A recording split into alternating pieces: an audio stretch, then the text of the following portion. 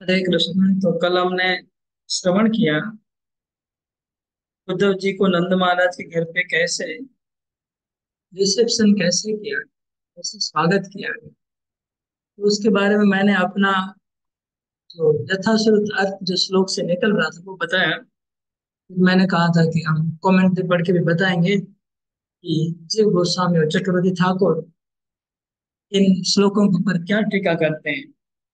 तो आज हम वही पढ़ेंगे, उनका क्या कहना था वही सुनेंगे। तो पहली बात तो जी गोस्वामी लिख रहे कि केवल उनको परमान्न मतलब जो पायस बोलते बंगाली में वो ऑफर किया गया। अ, उद्धव जी को बहुत अच्छे क्वालिटी का अन्न बना के उद्धव जी को खिलाया गया। और जहाँ तक है, जहाँ तक ये चरण दबाने का बात है, जीव गोस्वामी और चक्रवर्ती ठाकुर दोनों का एक ही मत है कि नंद महाराज ने किसी सेवक को, किसी नौकर को उद्धव जी के चरण दबाने के लिए नियुक्त किया। ये पढ़ के बहुत मन में शांति हुआ हमको। कल तो बहुत दिमाग खराब हो जा रहा था ये सोच के कि नंद महाराज उद्धव जी के चरण दबा रहे हैं। लेकिन अभी स्पष्ट हो गया कि नंद महाराज नहीं दबाते वो। अ, उनका नंद महाराज के भतीजे लगते उद्धव जी, और इसलिए भतीजे लगने की वजह से उनका चरण, उद्धव जी उनका कभी सेवा नहीं ले सकते हैं। वो एटिकेट के बाहर है, शिष्टाचार के बाहर है। एक सेवक से चरण दबाया, ये जी गोस्वामी चक्रवर्ती ठाकुर दोनों का यही मत है। फिर आगे हाँ, जो कृष्ण का बारे में जो पूछने की बात थी वहां पर मैंने कहा था दो कारण हमको। जब कंस को, पहली बात तो ये कि सीधा कृष्ण के बारे में नहीं पूछा नंद महाराज ने। उसका कारण बता रहे थे गोस्वामी और चक्रवर्ती ठाकुर दोनों की बात बोले कि जब कृष्ण का नाम अगर नंद महाराज लेंगे, कृष्ण के बारे में पूछेंगे तो उनका इमोशन, उनकी जो भावुकता इतनी बढ़ जाएगी कि उनका कंठ रुद्ध हो जाएगा और वो खुद ही विचलित हो जाएंगे, फिर आगे बात नहीं कर पाएंगे। इसलिए अपने इमोशंस को कंट्रोल करने के लिए, अपने भावुकता को नियंत्रण करने के लिए उन्होंने पहले दूसरी बात की, डायरेक्ट कृष्ण की बात नहीं पूछी। ये दोनों आचार्यों का मत है। आगे जब उन्होंने सीधा वसुदेव को पूछा और वसुदेव के साथ उनके पुत्रों के साथ, पुत्रों के सहित वसुदेव ठीक है कि नहीं, इनडायरेक्टली कृष्ण के बारे में पूछ लिया। डायरेक्ट नहीं पूछा, कृष्ण का नाम नहीं लगा। तो फिर जब कंस वध की बात आई तो नंद महाराज ने उसमें भी कृष्ण का नाम उच्चारण नहीं किया। इसमें दो कारण बता रहे हैं कृष्ण का नाम उच्चारण नहीं करने का। पहला कारण बता रहे हैं कि आ, नंद महाराज कृष्ण को दोषारोप, कृष्ण को दोष नहीं लगे कि उसने अपने मामा को क्यों मार दिया। इसलिए नंद महाराज कहते कि वो अपने पाप से ही मरा है, कृष्ण को कोई गलत नहीं समझे। पहला। दूसरा कारण है कि कृष्ण का नाम अवॉइड कर रहे थे क्योंकि उनके भावुकता व इमोशंस बढ़ जाएंगे, भाव कृष्ण के प्रति, तो फिर बात कर नहीं पाएंगे आगे।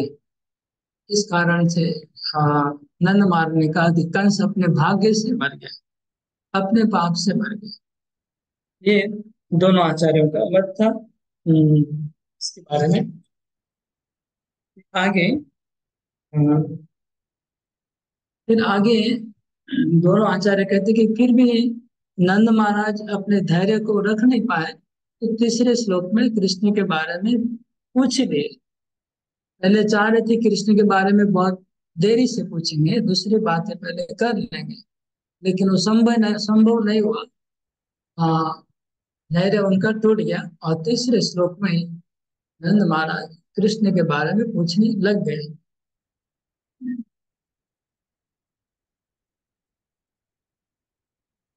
ये था दोनों आचार्यों का मत। अब चक्रवर्ती ठाकुर की कुछ और टीका है जो मैं बता रहा हूँ, पढ़ रहा हूँ, आपको बता रहा हूँ कि चक्रवर्ती ठाकुर का कहना है कि जब उद्धव जी नंदालय में प्रवेश किए, वहां पर जो ब्रजवासियों के घर थे, उन घर के जो चूल्हे थे, वो चूल्हे बहुत दिन जले नहीं थे।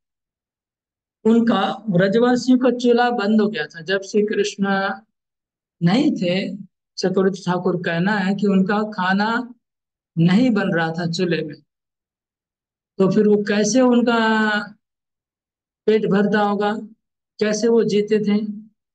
उसके बारे में चक्रवर्ती ठाकुर कहते हैं कि उनका जो गाय का दूध और दही और छाछ जो आता था, आ, वही आपस में एक दूसरे को बांट देते थे और थोड़ा बहुत खा लेते थे।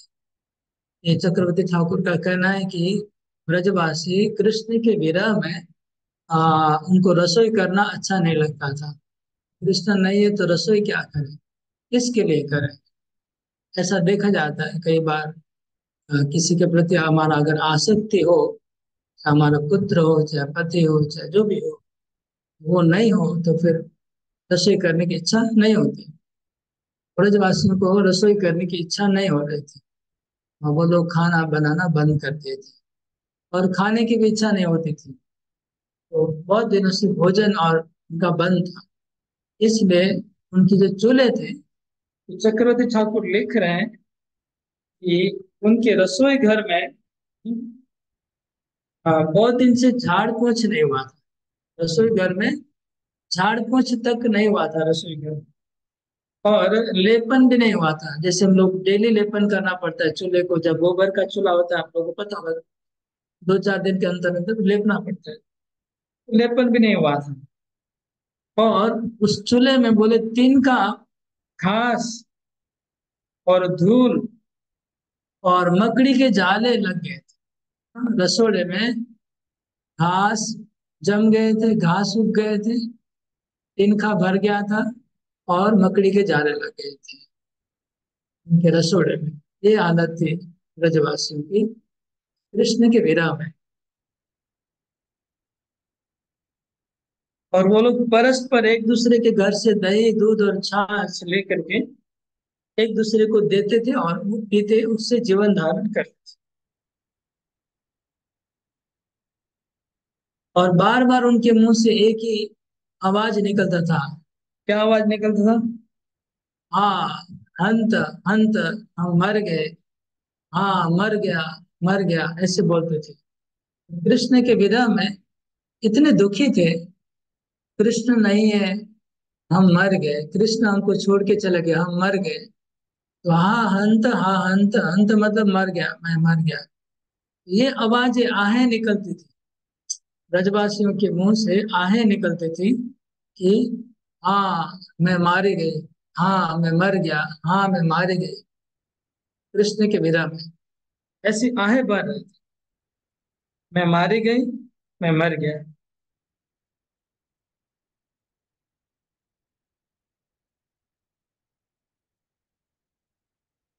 तब जब उद्धव जी आए तो उनके भोजन की व्यवस्था कैसे हो सकती है, इस पे चक्रवर्ती ठाकुर लिख रहे हैं।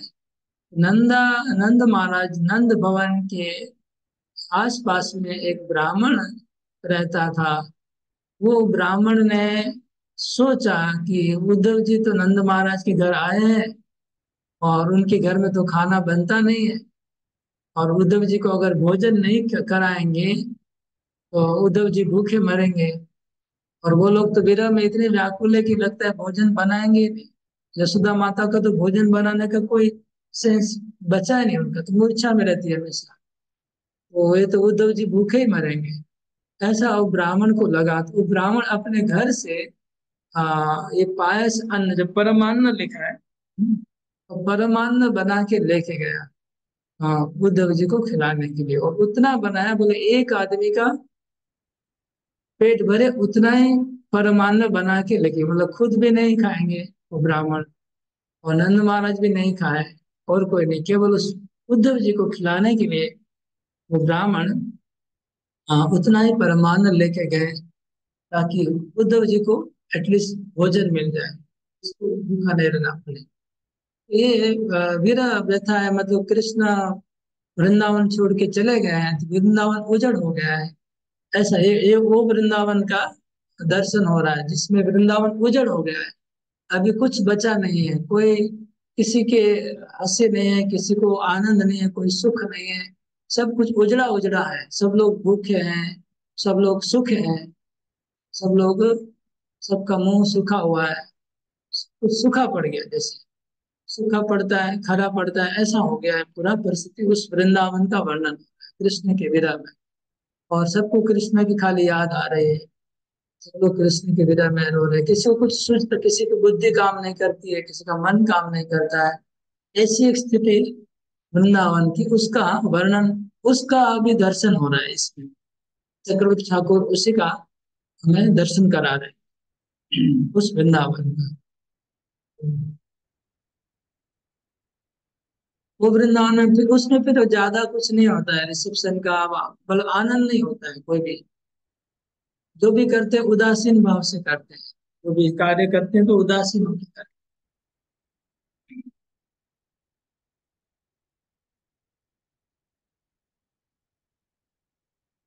ये था। फिर जब नंद महाराज ने कहा कि कृष्ण क्या मुझे स्मरण करते हैं, उसके बाद क्या उसकी माँ, न कृष्ण अपनी माँ को स्मरण करते हैं। जब माँ का नाम लिया तो नंद महाराज को यशोदा को दिखाया। यशोदा की स्फूर्ति हो गई। यशोदा मतलब रो रो के मतलब एकदम सूख गए थे। उनकी याद आ गई नंद महाराज में, यशोदा की स्फूर्ति हुई। या फिर चक्रवर्ती ठाकुर बोल रहे कि यशोदा को दिखाया कि देखो यशोदा कैसे पड़ी हुई है, उसको कोई ज्ञान नहीं है, मूर्छा में है, खाना नहीं खा रही है, उसको सुध बुध नहीं है। यशोदा है अपनी, उसकी माँ ऐसी हालत है उसकी, उसको देखने कृष्ण आएंगे क्या? ये अवस्था नंद महाराज ने यशोदा को दिखाया उद्धव जी। ऐसा चक्रवर्ती ठाकुर है।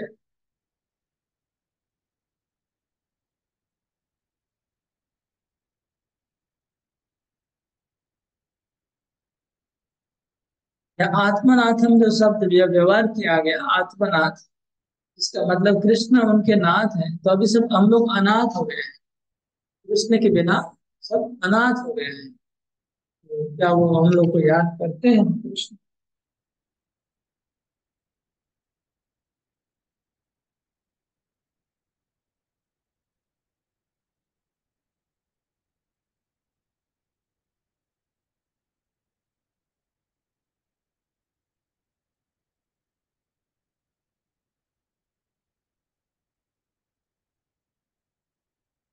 अच्छा, चक्रु ठाकुर और एक बात बोल रहे हैं। और एक बात चक्रु ठाकुर कर रहे हैं, मतलब वो उजड़ वृंदावन का दृश्य को और मतलब और उसको स्पष्ट कर रहे हैं। वृंदावन का जो विरह वाला रूप है, उसको चक्रु ठाकुर और थोड़ा हाईलाइट कर रहे हैं। वो कह रहे हैं कि नंद महाराज ने गोविंद कहा। गोविंद का तात्पर्य क्या है? तो चक्रवर्ती ठाकुर के अनुसार गोविंद का तात्पर्य हुआ, क्योंकि जीव गोस्वामी तो मैंने कल बताया आपको, गोविंद मतलब जो गायों के और गोकुल के जो नाथ है, आनंद देने वाले वो। यहाँ पर दूसरा अर्थ होगा, गोविंद का अर्थ कहते हैं कि आ, जो श्लोक में लिखा है, क्या एक बार भी कृष्ण आएंगे? ये जो शब्द का प्रयोग किया गया, एक बार भी, एक बार भी क्या हम लोग को देखने को आएंगे? अप्यायसित गोविंद स्वजनान सक्र दीक्षित तरि द्रक्ष्याम तद्वक्त्रम सोनसं सुस्मिते क्षण। एक बार देखने का बोलने का अर्थ कह रहे हैं चक्रवर्ती ठाकुर की, नंद महाराज का कहना ये है कि हम दोनों माता पिता तो मर जाएंगे, अभी हम लोग जिंदा नहीं रहेंगे। ऐसा लग रहा है कि हमारा मृत्यु हो जाएगा, ऐसा नंद महाराज कह रहे हैं। भाई हम दोनों मर जाएंगे, और हमारी जो इतनी सारी संपत्ति गाय हैं, गोविंद का अर्थ कर रहे हैं गाय हैं, ये गाय बैल बछड़े, हीरे रत्न जवाहरत जो भी हमने इतना अपने अपने लड़के के लिए तो सब पिता कमाता है ना। तो हमने जो इतना कुछ इकट्ठा किया है, ये सब बेकार हो जाएगा, हम लोग मर जाएंगे तो ये सब बेकार हो जाएगा, उनका कहना है। तो हम चाहते हैं, अ, अगर अभी आ जाए एक बार तो हम उनका दर्शन कर लेंगे कृष्ण का, जीते जी उनका एक बार दर्शन हो जाए मरने के पहले तो अच्छा है। और अगर हमारी मृत्यु तक वो नहीं आए और मृत्यु के बाद में आए, तो हम चाहते हैं कि ये सारी वस्तुएं वो ले जाए। उनकी जो वस्तु रखी हुई है, उनके लिए हमने जो कमाया है धन, हीरे जवाहरात रत्न जो भी पड़ा है, जितनी गाय हैं, बछड़े, सब कुछ वो ले जाए। लेकर के फिर उनको जहां रहना है मन रहे, खुशी से रहे। इसलिए लिखा है कि एक बार वो जरूर आ जाए। तो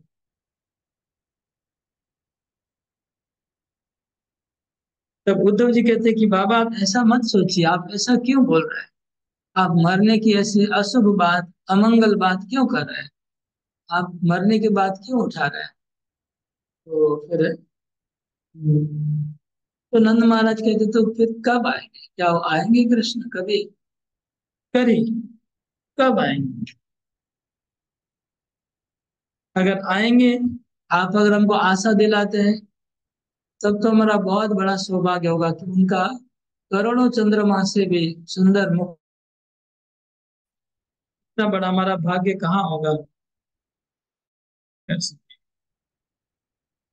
यहाँ पर उद्धव जी को महाभाग कहने का तात्पर्य है, एक तुम महाभाग्यवान हो क्योंकि तुम कृष्ण के साथ रह रहे हो, और हम लोग हतभाग हैं क्योंकि हम लोग कृष्ण के बिना रह रहे हैं। ये था चक्रवर्ती ठाकुर का थोड़ा, चक्रवर्ती ठाकुर हमेशा ऐसा तात्पर्य देते हैं, टीका देते हैं कि जो रस की बात हो रही है, उस रस को और रस को थोड़ा करुण होगा तो ज्यादा करुण बना देते हैं, हास्य रस को और हास्य रस बना देते हैं।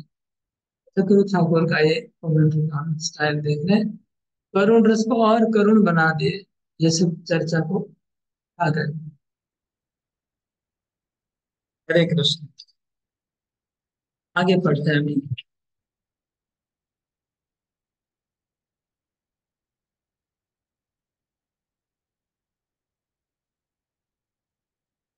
हाँ, चक्रवर्ती ठाकुर ये भी बोल रहे हैं कि अगर वो आ जाए, हाँ, अगर कृष्ण आ जाए एक बार, तो हम चाहते हैं कि मृत्यु के समय उनकी उपस्थिति में हमारी मृत्यु हो, उनका दर्शन करते करते मृत्यु होगा तो हमारी बहुत बड़ी आकांक्षा पूरी हो जाएगी, मरने के पहले कम से कम उनका दर्शन हो गया। ऐसे नंद महाराज। श्लोक नंबर 20।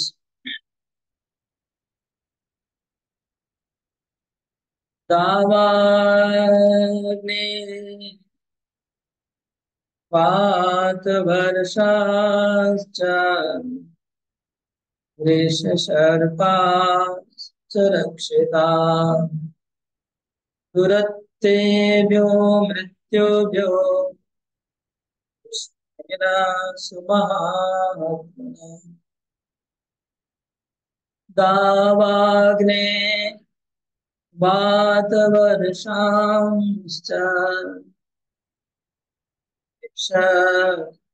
सर्पांश्च रक्षिता दुरत्तेभ्यो मृत्युभ्यो कृष्णेन सुमहात्मना। दावाग्ने वातवर्षाश्च सर्पाश्च रक्षिता दुरत्तेभ्यो मृत्युभ्यो कृष्णेन सुमहात्मना। तभी नंद महाराज श्री कृष्ण की लीलाओं को याद करने लगे। मतलब उनके मन में, उनके हृदय में एक कृष्ण लीला का प्रवाह, एक बाढ़ आ गया। और पूरी स्मृति उनकी कृष्ण लीलाओं से छा गई। और अभी बोलने लगे कि श्री कृष्ण कितने अच्छे हैं, हमारा कृष्ण कितने अच्छे हैं, कितने महान है, कितने दयालु है, कितने कृपालु है। उन्होंने हम लोग को, ब्रजवासियों को कितनी रक्षा की, कितना हम लोग को उन्होंने सहायता किया। जब दावानल दावानल लग गया था, हम लोग जल रहे थे, सब जलने वाले थे, और श्री कृष्ण ने वो आग को पी गए। कितने कृपालु हैं। हम जिस आग से हम जल रहे थे, उस आग को उन्होंने पी लिया पूरा हमारे लिए। कितनी कृपालु है। बात वर्षाश्च, और जब इंद्रदेव ने आंधी तूफान और वर्षा से पूरा ब्रज को डुबाने का कोशिश किया, जब त्राहिमाम चारों तरफ बहुत कड़कती बिजली और काले बादल छा गए, चारों तरफ भाग दौड़ मच गया, बारिश आया, तूफान आया, सब टूट फूट होने लगा, ब्रज पूरा पानी से डूबने लगा। सब लोग कृष्ण के शरण में गए। गाय, गो गोपियां सब कृष्ण के शरण में गए। जब श्री कृष्ण ने कहा चलो, उन्होंने तुरंत गिरिराज को छत्र बना के उठा लिया, गोवर्धन को। सब ब्रजवासियों को उन्होंने रक्षा किया कि आप डरो मत, गिरिराज जी हमारे साथ हैं, हमें कोई डर नहीं। गिरिराज जी का नाम दे करके उन्होंने खुद ही सब ब्रजवासियों को फिर से रक्षा किया। फिर वृषासुर जब आया था, वो सांड भयंकर तूफान मचा रहा था ब्रज को, उसको भी कृष्ण ने मार दिया। और सर्प, सर्प मतलब कालिया नाग, कालिया नाग ने ब्रजवासियों को इतना परेशान करके रखा था। सब पेड़ सूख गए थे, कितनी गायें मर जा रही थी, बछड़े मर जा रहे थे, जो भी पानी पी रहा था वो मर जा रहा था, विषैला पानी। कृष्ण ने इस ब्रजवासियों को कालिया का विषैला पानी से अमृत में पानी मीठा कर दिया, और कालिया को भी वहां से भगा दिया। वो नंद महाराज को याद आ रहे, ऐसे ऐसे कितने दुरंत, असंभव, बड़े बड़े मृत्यु भय से कृष्ण ने हमारी रक्षा की। स्मरतां कृष्णवीर्याणि लीलापाङ्गनिरीक्षितम् हसितं भाषितं चाङ्गा सर्वान् शिथिलाक्रिया। स्मरतां कृष्णवीर्याणि लीलापाङ्गनिरीक्षितम् हसितं भाषितं चाङ्ग सर्वान् शिथिलाक्रिया। स्मरतां कृष्णवीर्याणि विलापाङ्गनिरीक्षितम् हसितं भाषितं चाङ्ग सर्वान् शिथिलाक्रिया। ये उद्धव, उद्धव को अंग कहते हैं। अंग मतलब बेटा। तो इतना प्रेम आ गया नंद महाराज को कृष्ण की बातें करते करते, इसलिए उद्धव जी को भी अपना बेटा कह के पुकारे कि बेटा उद्धव, तुमको क्या बताएं हम जब कृष्ण का स्मरण करते हैं, स्मरताम कृष्ण वीर्याणि, कृष्ण के पराक्रमशाली वो कार्यों को जब हम स्मरण करते हैं कि कृष्ण ने कैसे गिरिराज को उठाया, कैसे कालिया को दमन किया, कैसे दावानल को पान कर लिया, कैसे बड़े बड़े असुरों को उन्होंने दमन किया, ये सब जब हम याद करते हैं तो क्या होता है। स्मरतां कृष्ण वीर्याणि लीलापांग निरीक्षता, और वो लीला से देखते थे, लीला पूर्वक, लीला पूर्वक जब देखते थे हमारे ऊपर, सबके ऊपर बड़े प्रेम बड़े चितवन से देखते थे। और उनका हंसीतम, उनका जो वो मधुर हास्य, जब हमको स्मरण आता है कृष्ण कैसे हंसते थे, भाषितम, और कैसे वो बोलते थे, उनकी बोली कितनी मीठी थी। कृष्ण बोलते जैसे मुक्ता जैसे मुक्ति की वर्षा हो रही है, ऐसी उनकी वाणी। अमृत की वर्षा हो रही है, ऐसी उनकी वाणी थी कृष्ण। उनका वो मधुर हास्य, उनका वो जो मधुर वाणी, उनका जब हम स्मरण करते हैं तो सर्वान शिथिला क्रिया, हम जो कार्य करते रहते वो कार्य हमारा बंद हो जाता है, रुक जाता है। हाँ, जैसे समझ लीजिए कि गाय दोहन कर रहे हैं, गाय को दोहन कर रहे हैं, गो दोहन कर रहे हैं, दूध निकाल रहे हैं। तो उनको अगर कृष्ण की याद आ गई तो वो हाथ में ऐसे पकड़ के ऐसे बैठे रह जाए, बस वहां पर ही बैठे रह गए। और याद ही नहीं है कि अभी दूध दोना है। वहां समझ लीजिए दूध, चूल्हे के ऊपर दूध रखा है गर्म करने को। हाँ, और अगर कृष्ण की याद आ गई तो वहां बैठे रह गए, तो दूध पूरा जल गया, उनको याद ही नहीं है। जल गया तब अरे क्या हो गया, दूध पूरा जल गया, हम तो इधर कृष्ण के स्मरण में कहाँ डूब गए। ऐसे कुछ भी कार्य करते थे तो शिथिला क्रिया, सर्वान शिथिला, न बोले, न मतलब हमारा, हमारा मतलब नंद महाराज अली अकेले अपनी बात नहीं कर रहे हैं, जितने भी ब्रजवासी हैं सबकी बात कर रहे हैं। जो भी गोपियां हैं, गोप है, उन सबका ऐसा हालत है कि वो लोग कृष्ण का स्मरण करते करते जब कोई कार्य करते थे तो उनका मन कृष्ण में चला जाता था और उनका कार्य थम जाता था, रुक जाता था। सर्वानस, इसका मतलब कि ब्रजवासी हमेशा कृष्ण का स्मरण कर रहे हैं, उनकी लीलाओं का स्मरण कर रहे हैं, उनके मधुर हास्य को स्मरण कर रहे हैं, उनकी मीठी वाणी का स्मरण कर रहे हैं। सरित शैला वनोदेशान मुकुंद पदभूषिता आक्रीडानि क्षमाणानाम् मनो याति तदात्मता। सरित्शैलवनोदेशा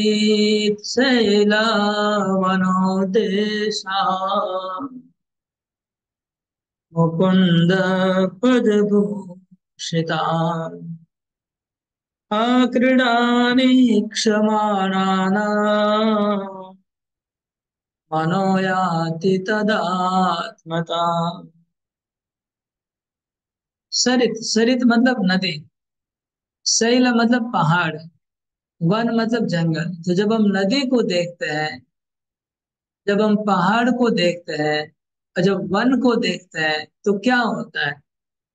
नदी, पहाड़ और वन, जैसे भी हमारी नजर नदी के ऊपर पड़ती है, जैसे भी हमारी नजर पहाड़ के ऊपर पड़ती है, जैसे भी हमारी नजर वन के ऊपर पड़ती है, क्या देखते हैं वहां पर? मुकुंद पद भूषिता। वहां पर मुकुंद कृष्ण के चरण के द्वारा वो अलंकृत है।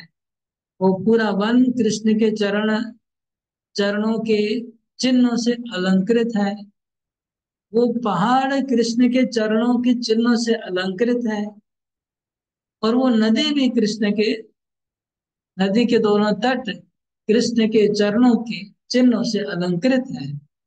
तो जब हम उनको देखते हैं, ये इन सब जगह को, नदी को, पहाड़ को और वन को, और आक्रीडान इक्षमाणाना, वो जहां जहां कृष्ण आक्रीड, जहां खेलते थे कृष्ण अपने ग्वाल सखाओं के साथ, कृष्ण दिन भर खेलते थे। उनका खेल का जगह, जब उनका प्ले ग्राउंड जहाँ कृष्ण खेलते थे जगह जगह में, बंसी वट के नीचे खेलते थे, बहुत जगह खेलते थे। जब उनका खेलने का जगह हम देखते हैं तो हमारा मन तदात्म हो जाता है, कृष्ण में ही हम लोग, हमारा मन कृष्ण में विलीन हो जाता है। मन फिर हमारे साथ नहीं रहता है। मनोयाति तदात्मता। तो यहाँ पर नंद महाराज सरित बोले, नदी। हाँ, नदी को देखने से हमारा कृष्ण का स्मरण आता है। तो नदी मतलब जमुना, जमुना को देख के कृष्ण की याद आती है।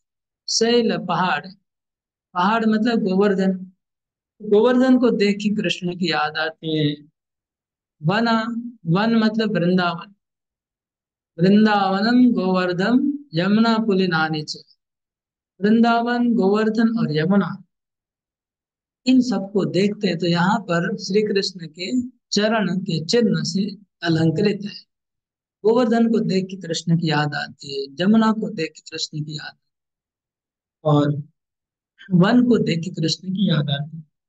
यहाँ पर पर्टिकुलरली जमुना नहीं लिखा है और गोवर्धन भी नहीं लिखा है, वृंदावन में, क्योंकि कारण ये भी है, दूसरा कारण यह है कि जो भी पहाड़ है वृंदावन की, और भी जो पहाड़ है ब्रज में, सब पहाड़ों के ऊपर कृष्ण ने अपने चरण चिन्हों से अलंकृत किया है। जैसे हम लोग देखते हैं चरण पहाड़ी है काम्य वन में, वो गोवर्धन से दूर है बहुत, वहां पर भी कृष्ण के चरण चिन्ह है। फिर एक चरण पहाड़ी यहाँ पर भी है, नंदगांव के पास, वो भी चरण पहाड़ी है। काम्य वन में चरण पहाड़ी, तो जगह जगह कृष्ण के चरण चिन्ह है। इसलिए खाली गोवर्धन का नाम नहीं लिखा, शैल लिखा, पहाड़ लिखा है। इसी प्रकार वन मतलब खाली वृंदावन नहीं, जितने भी वन है सब वन में कृष्ण ने लीला की है। कोई भी वन को देखते हैं तो हमें कृष्ण की याद आ रही है।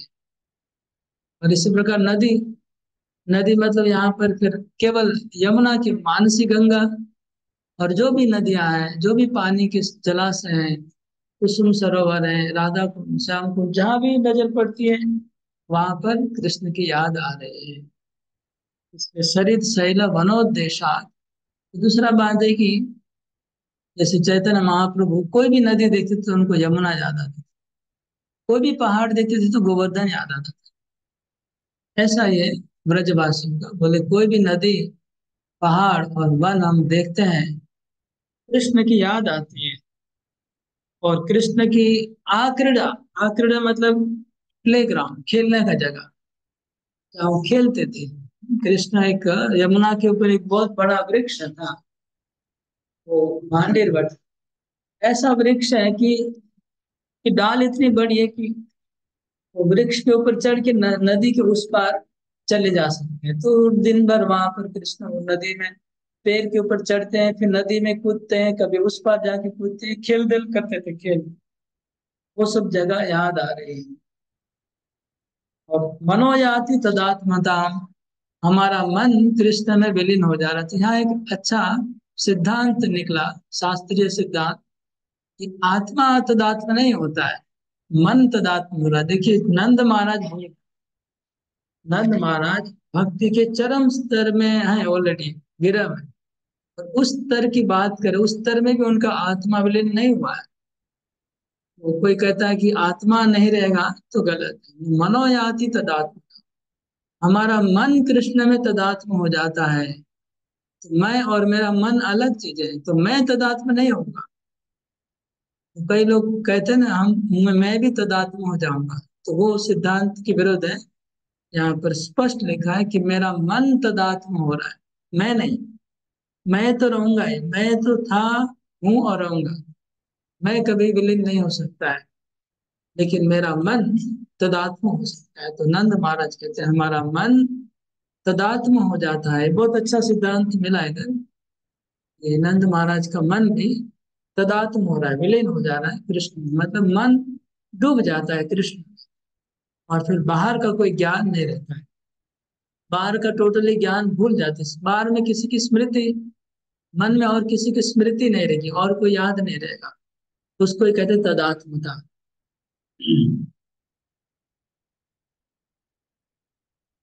अगला श्लोक। मन्ये कृष्णं च रामं च प्राप्तो विवासुरोत्तमो सुराणामादरथाय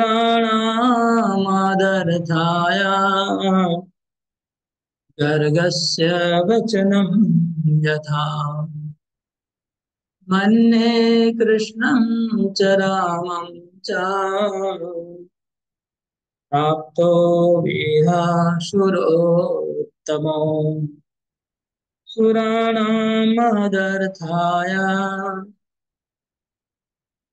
गर्गस्य वचनं यथा। नंद महाराज कहते हैं कि हमको लग रहा है, हम ऐसा मानते हैं कि कृष्ण और बलराम कोई साधारण मनुष्य नहीं है। देखिए, कई बार हमारे मन में प्रश्न आता है ना कि ब्रजवासी को क्या पता नहीं है कि कृष्ण भगवान है। इस प्रश्न का उत्तर यहाँ पर है, इस श्लोक में। कई बार ऐसा प्रश्न आता है, हम लोग को हर लीला में प्रश्न उठता है, क्या ना ब्रजवासियों को पता है कि कृष्ण बलराम भगवान है। उतना बड़ा बड़ा काम किए, गोवर्धन उठाया, कालिया दमन किया, तो क्या पता नहीं चलता है? उसका उत्तर इस श्लोक में है। धन महाराज कहते हैं कि हम लोग मानते हैं कि कृष्ण और बलराम कोई ऑर्डिनरी आदमी नहीं है, साधारण आदमी नहीं है, ग्वाले नहीं है हमारे जैसे। क्या है? सुरोत्तम। वो देवताओं में श्रेष्ठ देवता है, देवताओं में श्रेष्ठ है। जैसे विष्णु देवताओं में श्रेष्ठ है, शिव जी महादेव है, तो विष्णु और महादेव के जैसे महान व्यक्ति है सुरोत्तम। मतलब सुर मतलब देवता, उत्तम देवता, श्रेष्ठ देवता मतलब देव महादेव, देवताओं के भी देवता है। मतलब ये विष्णु और नारायण की कैटेगरी के हैं कृष्ण बलराम। साधारण देवता भी नहीं है, परम देवता है, श्रेष्ठ देवता है। तो क्यों इधर पधारे, ब्रज में ग्वाल बाल बन के क्यों आए? तो कहते हैं सुराणाम महदर्थाय। सुराणाम मतलब देवताओं के कार्यों के लिए उन्होंने जन्म लिया है। देवताओं का कार्य करने के लिए कृष्ण बलराम यहाँ जन्म लिए हैं, क्योंकि कंस को मारना था और बड़े बड़े असुरों को मारने के लिए प्रकट हुए हैं। तो फिर आपको ऐसा ज्ञान कैसे हुआ? नंद महाराज को अगर पूछा जाए, आपको ये ज्ञान कहाँ से हुआ कि ये देवता है? ये तो बोलते गर्गस्य वचनम यथा, गर्गाचार्य ने कहा था। तो ये सब प्रश्नों का उत्तर है। जब श्री कृष्ण बलराम का वृंदावन में नामकरण होना था, नामकरण मतलब जन्म के बाद गोकुल में जन्म उत्सव मनाया गया, उसके बाद उनका जब नामकरण होना था, तो वसुदेव जी ने मथुरा से गर्गाचार्य को भेजा कि आप जाइए, नंद महाराज को पता नहीं चलना चाहिए कि कृष्ण मेरा पुत्र है, लेकिन आप जाइए और जाके कृष्ण का नामकरण करके आइए, क्योंकि आप हमारे कुल पुरोहित हैं, आपके द्वारा ही नामकरण होना चाहिए हमारे पुत्र का। वसुदेव जी ने गर्गाचार्य को भेजा था। गर्गाचार्य वृंदावन आए, और जब नामकरण होता है तो सब बच्चों का जन्म कुंडली देखा जाता है ना, और उनका भविष्य बोलते हैं। तब गर्गाचार्य ने श्री कृष्ण बलराम का, नंद महाराज ने पूछा कि मेरा पुत्र कैसा होगा बताइए, ये भविष्य में क्या करेगा नहीं करेगा, पूरा उनका जन्म कुंडली बताइए। तो फिर गर्गाचार्य ने कहा था कि ये आपका पुत्र नारायण के जैसा है, ये ऑर्डिनरी नहीं है, नारायण के समान है सब गुणों में, नारायण के बराबर है। और ये आपका पुत्र हर युग में अवतार लेता है और देवताओं का कार्य करने के लिए प्रकट हुआ है। ये बोले थे गर्गाचार्य। इसलिए नंद महाराज को गर्ग महाराज के वचनों से जब भी कोई डाउट होता था, जैसे गोवर्धन उठाया, गोवर्धन उठाने के बाद सब ग्वाले नंद महाराज को घेर लिए, और नंद महाराज को घेर के सबने बोला कि नंद महाराज आप छुपाओ मत, सच में बताओ कृष्ण बलराम कौन है। आप बहुत इतना दिन हमारे से छुपाया है, इतना बड़ा गोवर्धन को 7 साल का लड़का कैसे उठा सकता है? सबने नंद महाराज को घेर लिया। तब नंद महाराज ने कहा, देखिए देखिए आप लोग इतना आश्चर्य मत होइए, आश्चर्य होने की कुछ बात नहीं। जब इसका जन्म हुआ था तो गर्गाचार्य ने ऐसा ऐसा भविष्यवाणी किया था। हम लोग जन्म बहुत प्राइवेटली, उन्होंने नामकरण संस्कार बहुत प्राइवेटली किया था, मतलब किसी भी व्रजवासी को भी उसमें भाग नहीं लिया था किसी ने, क्योंकि वो छुप के करना था, कंस को पता नहीं चले। उस नामकरण संस्कार में केवल नंद महाराज ने ही सुना था गर्ग महाराज का वचन। गर्ग आचार्य ने जो जो कहा था वो नंद महाराज ने सब ब्रजवासियों को बताया। तभी वो लोग को ऐसा लग रहा है कि कृष्ण बलराम कोई विशिष्ट व्यक्ति हैं, कोई देवताओं का कार्य करने के लिए प्रकट हुए हैं, भगवान के कोई अवतार हैं, नारायण के कोई अवतार, ऐसा मान रहे हैं।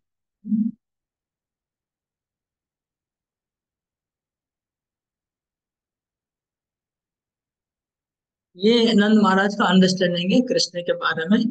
अगर प्रश्न हो तो ये यहाँ उत्तर है उसका, स्पष्ट है।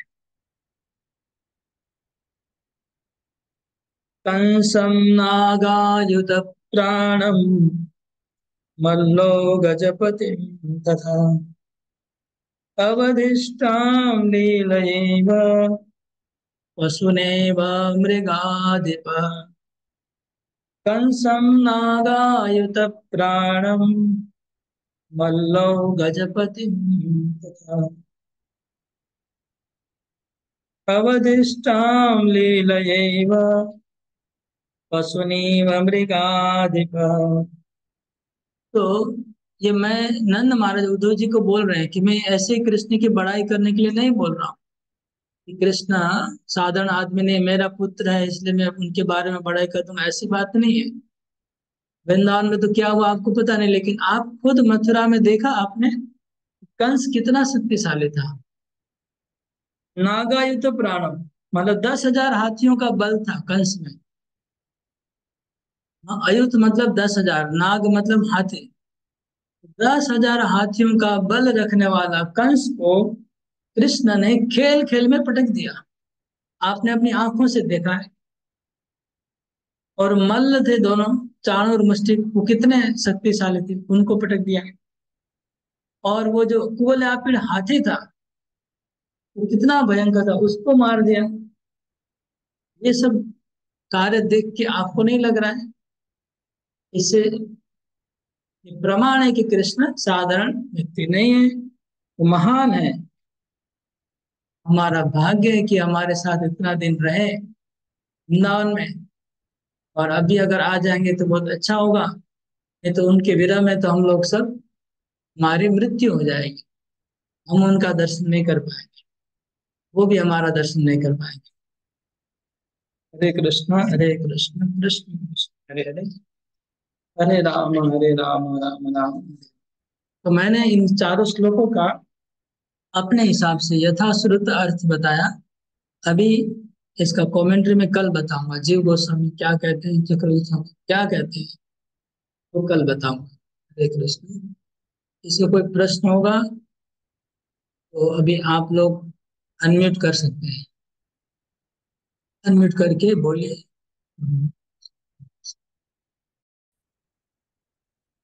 ओके। हरे कृष्ण राम राम राम हरे हरे। हरे कृष्ण प्रभु चरण प्रणाम। हरे कृष्ण हरे कृष्ण प्रभु दंडवत प्रणाम। हरे कृष्ण हरे कृष्ण प्रभु प्रभु जी प्रणाम। दंडवत प्रणाम। हरे कृष्ण प्रभु दंडवत प्रणाम। हरे हरे कृष्ण प्रभु हरे प्रभु